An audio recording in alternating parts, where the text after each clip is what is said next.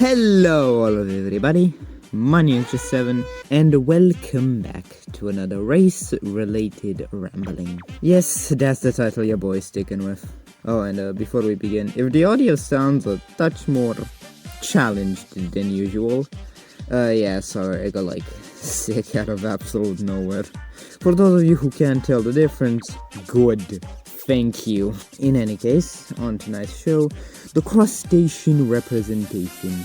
That one very specific corner of the furry fandom. Well, what? No, not that one. That ain't no corner. A race that fits this video format too damn well. The Simic Hybrid. Shout out Brick. And by shout out, I mean pay attention. So what is the Simic Hybrid?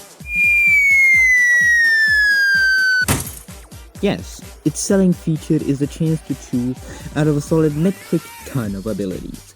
Those being flying, except not really, climbing, except twice, swimming, except twice, just all the damage, all of it, holy crap. 2 new almost limbs plus free grapple plus 2d6 plus your strength modifier of damage while allowing you to grapple shield. We're not wearing armor, are you Yeah, we gonna have to work on that last one. Aside from that little blunder, all these abilities are pretty awesome. For the first two, effectively double the swim and climbing speed with no roll is really neat, and a nice asset for whatever goofy up build Reddit's cooking up this week. As for the Manta Glide, bro, the Manta Glide goes so hard. In theory. It's one of those almost but not quite kind of abilities, but in a good way. Less dangerous falls is baller. But the gliding, there's a skeleton of a good idea here. There is a challenge here, you get to a high place, but no real payback, no real point to it.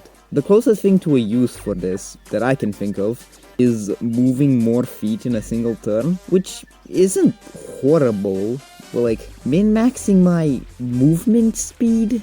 That doesn't sound right. The level 5 abilities are more of the same. Cool, amazing, and that.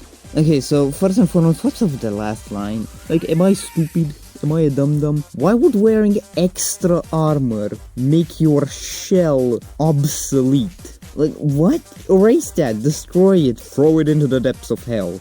Still, even without that, 1 AC? That's it? Like, sure, blasting AC is a tightrope, but like, hot take, I'd rather something be OP than this. Like, OP stuff is objectively more fun in the right doses, while deeply underpowered stuff is almost never fun, with the exception of challenge runs, I suppose.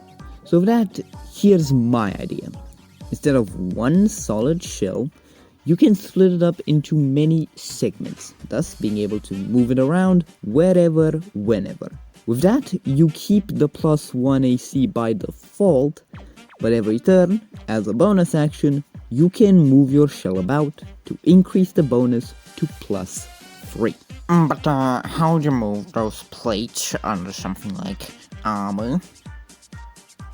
Do you remember what happened at the start of this video? Okay, but for an actual reason, say you wear armor a couple of sizes bigger, so you can move the plates freely underneath and like hold it in place also with those plates. I don't know. Overall, I really like this concept.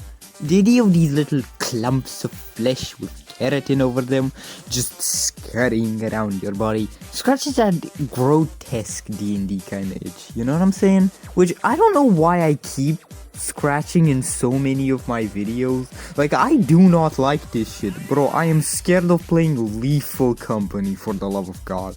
But for some reason, this stuff just keeps coming up. Moving back to Manta Glide, we gotta give the challenge of getting high a proper reward. So, here's what I propose. The maze from Minecraft, straight up the maze from Minecraft. From whatever height you start, you can straight up dive bomb into a square on the map. If an opponent is on that square, half the fall damage you would have taken, not taking into account the Manta Glide 100-foot rule, you deal to them. Then you bounce back up half the distance you were at before.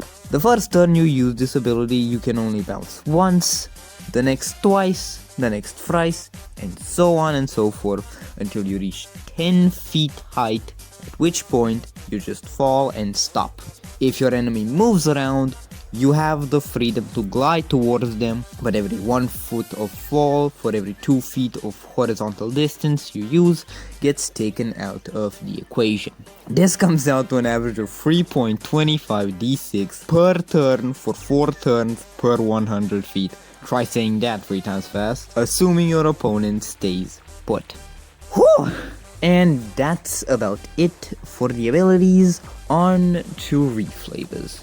The first thing that came to mind is instead of these animal features physically being part of you, your character just summons animals or magical animal after images, if you want to be a touch more ethical, to do their bidding. You know, the classic humanification of a race. If you wanna stay a simic hybrid, I mean crap, what am I supposed to say? This becomes wings. Here you strap a torpedo to yourself. These can be talons, spider climbing, telekinetic powers that for whatever reason only work on yourself when you're up against a wall.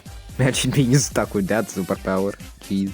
Acid spits could be migraines or manipulating gravity. Why does it deal acid damage? Ooh, and the grippers. What if you shoot out weak bolts of lightning that paralyze your opponent in place and shocks them down? Get it? Like shoots them down? But it's shock. Lastly, the beauty in the very concept of a carapace is perfection incarnate. I won't dare for a second forsake my, and I think I'll be ending it there. As always, if anything I've said in this video is utter nonsense, mercilessly beat me over the head in the comments. And with that, I've been Just7. Enjoy the rest of your day, and I will see you all next time.